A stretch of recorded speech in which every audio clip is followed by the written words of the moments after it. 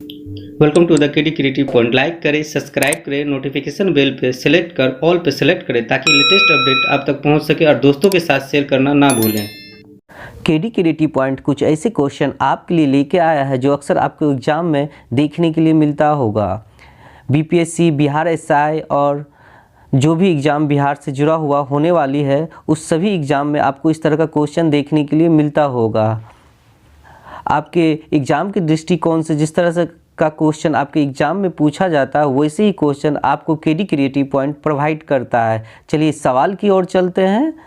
मौर्य समाज की स्थापना कब हुई थी? 160 ईस्वी में, 320 ईस्वी में, 115 ईस्वी में या 320 ईस्वी में? इसका सही जवाब होगा डी यानी 320 ईस्वी में। और ये मैं इससे जुड़ा हुआ कुछ जब आपको जानकारी बता दूं कि मौर्य समाज की जो स्थापना हुई थी वो चंद्रगुप्त मौर्य के द्वारा हुई थी। चलिए अगले सवाल की ओर चलते हैं। अगला सवाल आपको इसी से जुड़ा हुआ सवाल देखने के लिए मिलेगा। मेगास्थनीज का पाटलिपुत्र आगमन कब हुआ था? इसमें पूछा जा रहा है जो मेगास्थनीज पाटलिपुत्र आए थे वो कब आए थे? 348 ईस्वी में, 356 ईस्वी में, 413 ईस्वी में या 315 ईस्वी में? इसका सही जवाब होगा 315 ईस्वी यानी डी इसका सही जवाब होगा। मैं इससे जुड़ा हुआ कुछ और भी बता दूं कि मेगास्थनीज जो आए थे पाटलिपुत्र वो सेल्यूकस ने भेजा था मेगास्थनीज को पाटलिपुत्र। चलिए आगे सवाल की ओर चलते हैं। किससे मुक्ति दिलाने के कारण चंद्रगुप्त को भारत का मुक्तिदाता कहा जाता है? फारसी के द्वारा, मेगास्थनीज के द्वारा, फिलीपींस के द्वारा या यूनानियों के द्वारा? इसका सही जवाब होगा यूनानियों के द्वारा। यूनानियों से मुक्ति दिलाने के कारण जो है ना चंद्रगुप्त को मुक्तिदाता कहा गया। इसका सही जवाब होगा डी। चलिए अगले सवाल की ओर चलते हैं। यूनानी एक राजदूत था। चलिए अगले सवाल की ओर चलते हैं। पाटलिपुत्र की शासन व्यवस्था का विस्तृत वर्णन किसने किया था? अशोक ने, पारसियों ने, यूनानियों ने या मेगास्थनीज ने? इसका सही जवाब होगा मेगास्थनीज ने यानी डी इसका सही जवाब होगा। चलिए मैं इससे जुड़ा हुआ कुछ आपको बता दूं। मेगास्थनीज जो था ये यूनान का एक राजदूत था जो भारत आया था। चलिए अगले सवाल की ओर चलते हैं। इसी से जुड़ा हुआ सवाल आपको देखने के लिए मिलेगा। अगर आप मेरे चैनल पर फर्स्ट टाइम आए हैं तो मेरे चैनल को सब्सक्राइब कर दें। अगर मेरा वीडियो आप लोग को पसंद आ रहा हो तो इसको लाइक करें और दोस्तों के साथ शेयर करें। चलिए अगले सवाल की ओर चलते हैं। आजीवक भविष्यवक्ता पिंगल वत्स किसके दरबार में रहता था? मुगल के दरबार में, जहांगीर के दरबार में, अशोक के दरबार में या बिंदुसार के दरबार में? इसका सही जवाब होगा बिंदुसार यानी डी इसका सही जवाब होगा। बिंदुसार से जुड़ा हुआ कुछ जानकारी आपको मैं बता दूं कि बिंदुसार जो था एक मौर्य वंश का एक राजा था।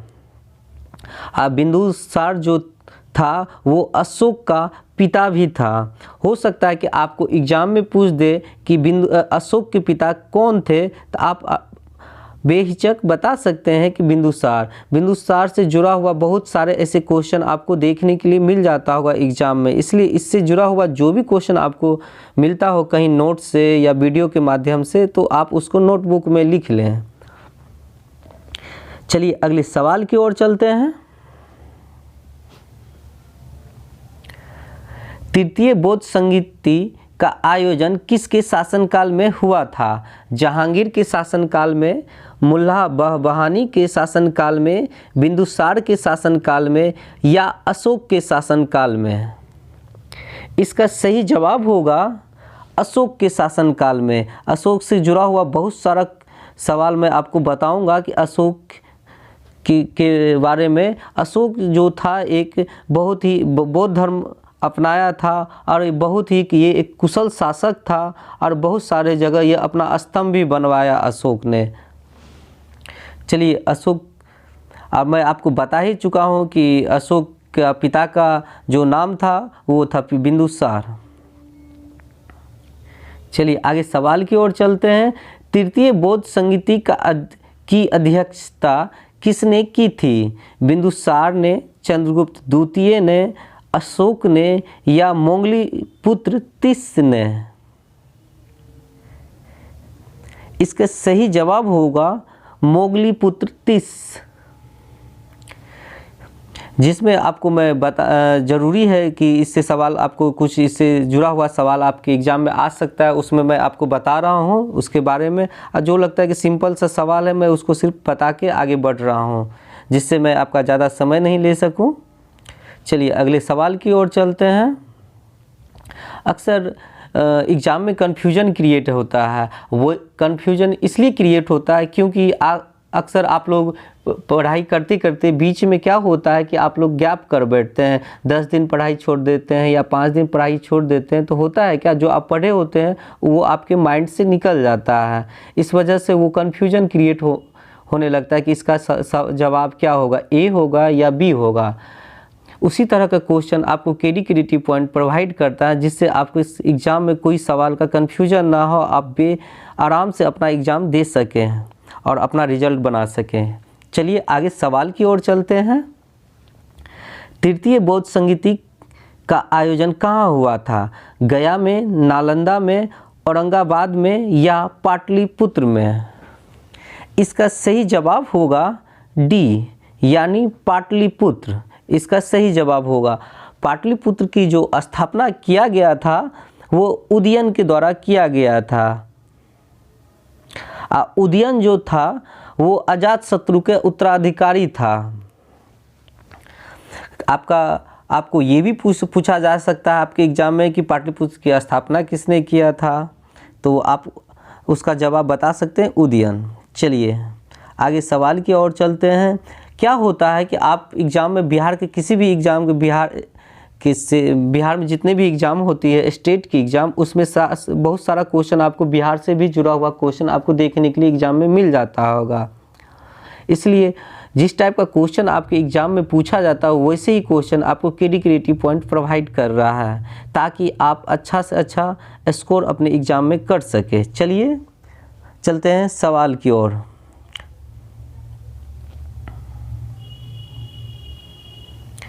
अशोक के किस अभिलेख में दान धर्म के अंतर को दिखाया गया है?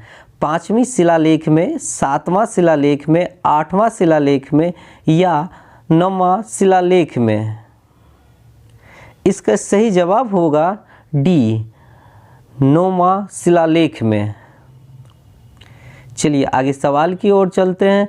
अशोक के जितने भी अभिलेख हैं आप उसको एक बार ध्यानपूर्वक पढ़ लीजिएगा, क्योंकि क्या होता है कि एग्ज़ाम में आपको किसी भी एक अभिलेख से सवाल आपको देखने के लिए मिल ही जाता होगा, और जितने भी अभिलेख हैं अशोक के सभी में कुछ ना कुछ दिखाया गया। हो सकता है कि जिस तरह से आपको 9वां अभिलेख शिलालेख में पूछा जा रहा है कि दान धर्म से संबंधित है, हो सकता है कि आपको 13वां अभिलेख या 7वां अभिलेख ये भी पूछा जा सकता है। इसलिए आप उसे सभी को देख सकते हैं, देख लीजिएगा ताकि आप एग्ज़ाम में स्कोर कर सकें।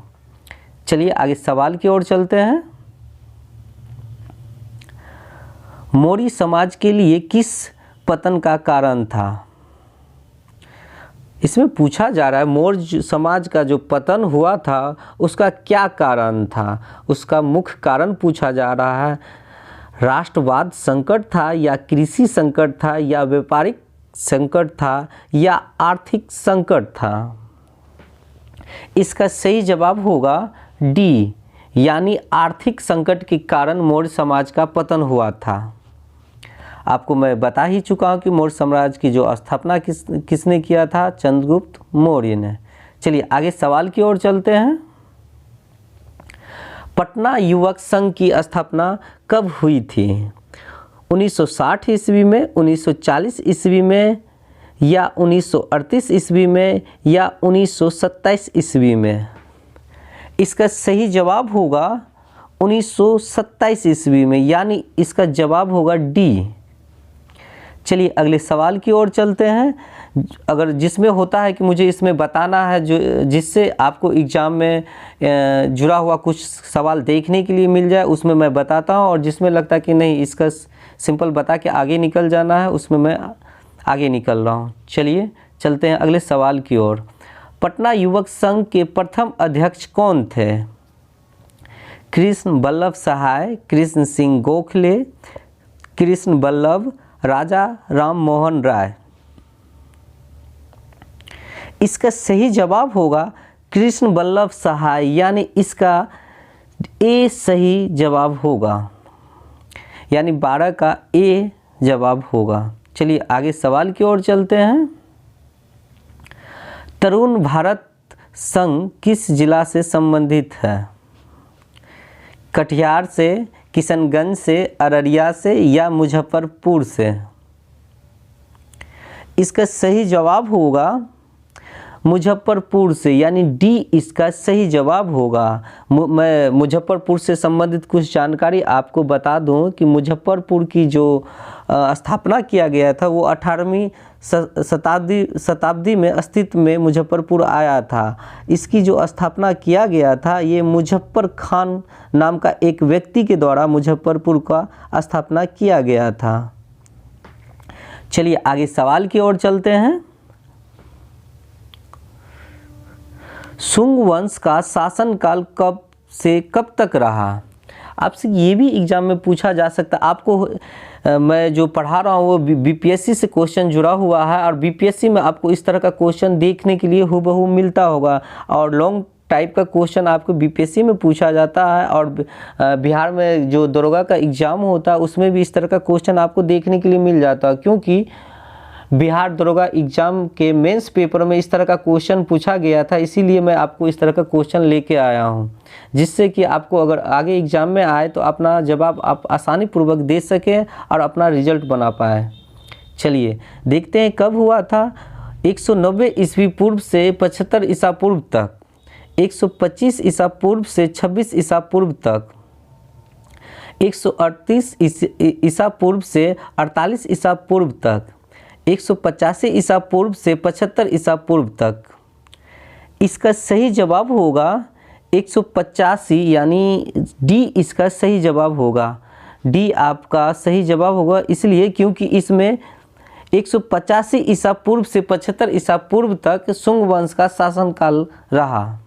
चलिए आपसे कुछ इस सिमिलर टाइप का क्वेश्चन, इसी से अगला सवाल आपको जो मिलेगा देखने के लिए वो सिमिलर टाइप का क्वेश्चन आपको देखने के लिए मिलेगा। चलिए देखिए, आपको सिमिलर टाइप का क्वेश्चन देखने के लिए मिल गया। पुष्यमित्र का शासनकाल कब तक रहा था? 135 ईसा पूर्व से 145 ईसा पूर्व तक, 160 ईसा पूर्व से 155 ईसा पूर्व तक, 185 ईसा पूर्व से 149 ईसा पूर्व तक, 150 ईसा पूर्व से 149 ईसा पूर्व तक। इसका सही जवाब रहेगा 185 से 149 ईसा पूर्व तक, यानी इसका सी सही जवाब होगा। और ये जो काल कहलाया ये शुंग वंश का काल कहलाया। चलिए आगे सवाल की ओर चलते हैं। अगर मेरा वीडियो आप लोग को पसंद आ रहा तो मेरे वीडियो को लाइक करें और दोस्तों के साथ शेयर करें। चलिए आगे सवाल की ओर चलते हैं। पाटलिपुत्र पर डेमेट्रियस का आक्रमण कब हुआ था? 123 ईस्वी पूर्व में, 185 ईस्वी पूर्व में, 170 ईस्वी पूर्व में या 150 ईस्वी पूर्व में?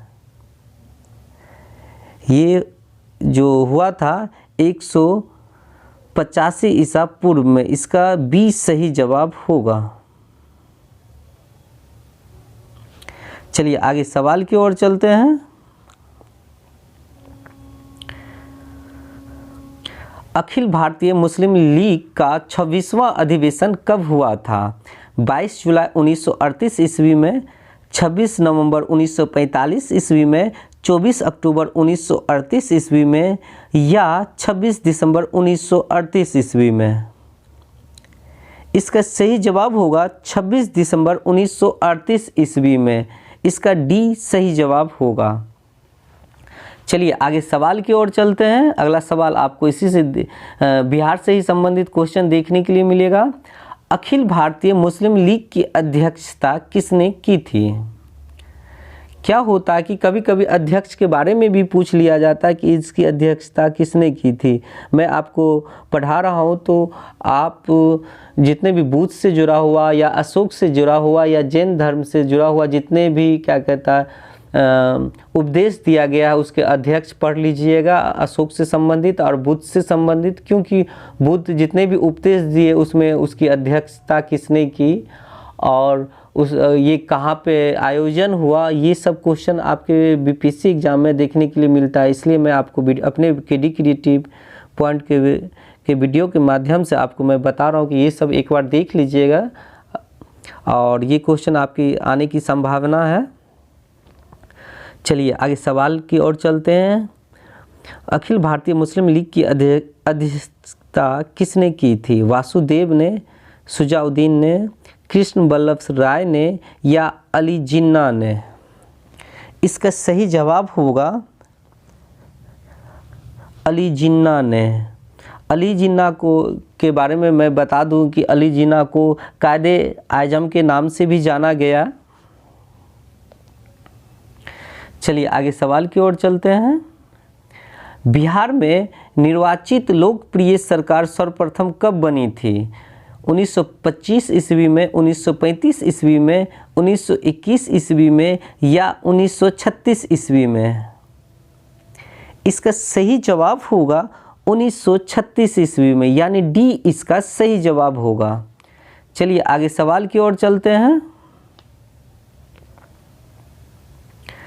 अली वर्दी खान ने बंगाल की गद्दी पर अधिकार कब किया था? 1935 ईस्वी में, 1938 ईस्वी में, 1764 ईस्वी में या 1740 ईस्वी में? इसका सही जवाब होगा डी इसका सही जवाब होगा 1740 ईस्वी में। अली वर्दी खां जो बंगाल की गद्दी पे बैठा था वो बंगाल की गद्दी को खरीदा था। वो खरीदा था 2 करोड़ रुपये देकर ब्रिटिश शासन से बंगाल की गद्दी 1740 ईस्वी में खरीदा था, तब उस पर अपना अधिकार जमाया। चलिए आगे सवाल की ओर चलते हैं। आप जिस तरह से क्या कहता है अभी के दौर में देख रहे हैं कि नेता लोग पैसा खर्च करके अपनी गद्दी को खरीदते हैं, ठीक उसी प्रकार से मुग़ल के शासनकाल से ही ये देखने के लिए मिलते आया। और मैं अपने क्वेश्चन के माध्यम से भी आपको बता रहा हूँ कि अली वर्दी खान ने बंगाल की गद्दी उस टाइम में 2 करोड़ रुपये देकर ब्रिटिश शासन से खरीदी थी। चलिए आगे सवाल की ओर चल लेते हैं। अली वर्दी खान ने रानी सराय के युद्ध में किसे पराजित किया था? सुजाउद्दीन को, तुगलकों को, फारसियों को या अफगानों को? इसका सही जवाब होगा अफगानों को, यानी डी इसका सही जवाब होगा। मैं बता दूं कि अली वर्दी खान ने रानी सराय के युद्ध में अफगानों को जो पराजित किया था वो 1748 ईस्वी में। आपसे हो सकता है कि आपसे ईस्वी भी पूछ लिया जाए कि कब किया गया था, तो वो 1748 ईस्वी में पराजित किया था। चलिए आगे सवाल की ओर चलते हैं। बिहार का प्रथम नायाब नाजिम कौन था? अशोक थे, मोहम्मद अली जिन्ना थे, श्री कृष्ण गोखले थे, राजा राम महाराज थे? इसका सही जवाब होगा राजा राम महाराज थे, यानी डी इसका सही जवाब होगा। चलिए आगे सवाल की ओर चलते हैं। अगला सवाल आपको इसी से बिहार से ही संबंधित क्वेश्चन देखने के लिए मिलेगा। मुगल सम्राट मोहम्मद शाह ने किसे बिहार की सूबेदारी प्रदान की थी? जिन्ना को, कलिंग नरेश को, वासुदेव को या सुजाउद्दीन को? इसका सही जवाब होगा डी यानी शुजाउद्दीन को। और ये आपसे डेट भी पूछा जा सकता है कि ये कब किया गया था, तो ये 1733 ईस्वी में सूबेदारी प्रदान की गई थी। चलिए आगे सवाल की ओर चलते हैं।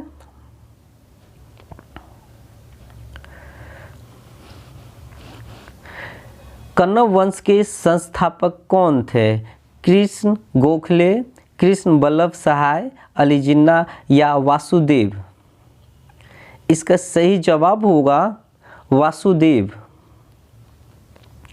आपसे कन्नव वंश के संस्थापक तो वासुदेव हो गए। आपसे ये पूछा जा सकता है ये कब किए थे, तो ये जो किए थे 75 ईसा पूर्व में,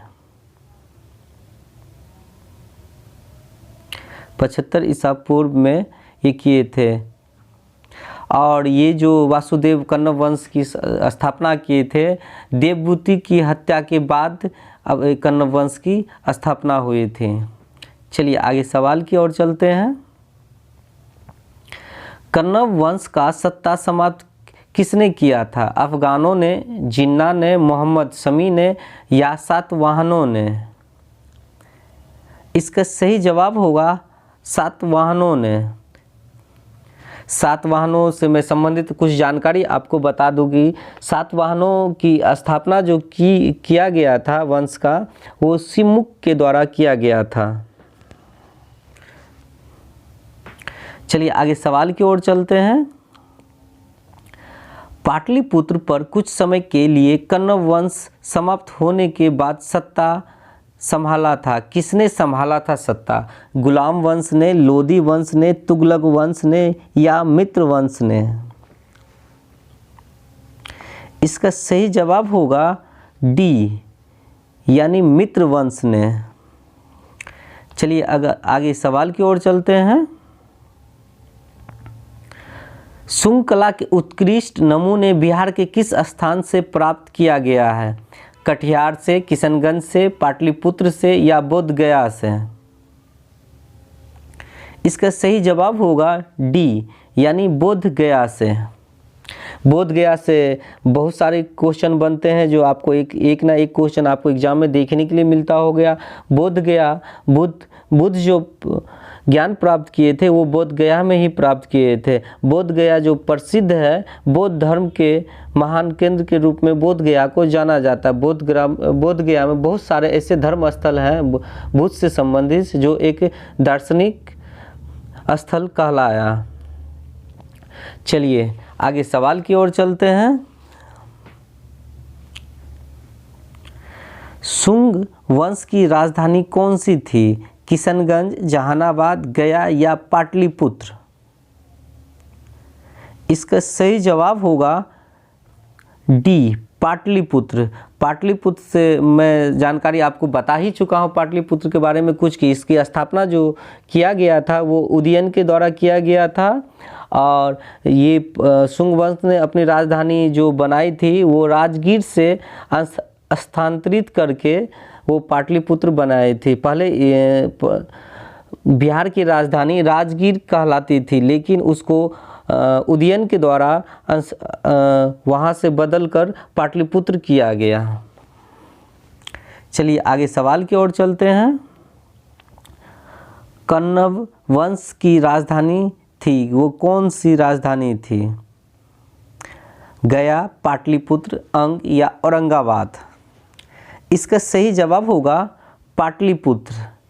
मैं इसलिए आपको ये इसका सही जवाब होगा बी, इसलिए मैं आपको ये दोनों क्वेश्चन जुड़ा हुआ और 28-29 बता रहा हूँ, क्योंकि आप लोग अक्सर क्या करते हैं, एग्ज़ाम जब देने के लिए बैठते हैं तो आप लोग कंफ्यूज हो जाते हैं कि इसका जवाब क्या दो। उसमें भी क्या कहता है कन्नव वंश के बारे में पूछा गया और इसमें मौर्य वंश के बारे में पूछा गया था, इसलिए आप लोग अक्सर कंफ्यूज करके जवाब अपना गलत दे बैठते हैं। इसलिए मैं आपको वैसे ही क्वेश्चन प्रोवाइड करता है आपको केडी क्रिएटिव पॉइंट, जो आपके एग्जाम में कन्फ्यूजन क्रिएट करता और अपना जवाब सही पूर्वक दे, आपको वैसा क्वेश्चन केडी क्रिएटिव पॉइंट आपके लिए लेके आता है।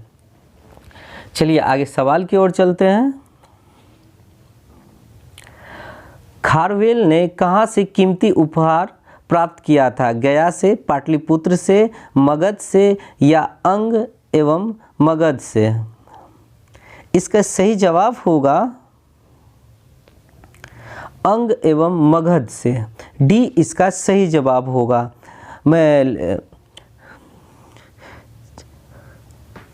और ये जो किया गया था ये कलिंग नरेश के द्वारा किया गया था। खारवेल ने कहाँ उपहार प्राप्त किया था? कलिंग नरेश के द्वारा प्राप्त किया गया था। चलिए आगे सवाल की ओर चलते हैं। अगला सवाल आपको देखने के लिए मिलेगा बिहार से ही संबंधित क्वेश्चन। जितने भी क्वेश्चन है आपको बिहार से ही संबंधित क्वेश्चन है। ये बिहार स्पेशल क्वेश्चन आपके लिए केडी क्रिएटिव पॉइंट प्रोवाइड कर रहा है, ताकि आप अपने जो भी एग्जाम हो बिहार से जुड़ा हुआ, बिहार पुलिस हो, बिहार दरोगा हो या बीपीएससी का एग्ज़ाम हो, सारे क्वेश्चन आपको, इस तरह के क्वेश्चन आपको एग्ज़ाम में देखने के लिए मिलेगा। चलिए, कुषाण साम्राज्य के पतन के उपरांत मगध पर किसका शासन रहा? चंद्रगुप्त प्रथम का, लिच्छवियों का, चंद्रगुप्त द्वितीय का या अशोक प्रथम का? इसका सही जवाब होगा बी, यानी लिच्छवियों का। चलिए, लिच्छवी से जुड़ा हुआ मैं सवाल आपको बता दूँ। लिच्छवी जो है एक वैशाली में, वैशाली को ही लिच्छवी कहा गया है। लिच्छवी वैशाली में निवास करती। लिच्छ नामक महापुरुष के द्वारा लिच्छवी साम्राज्य स्थापना किया गया था।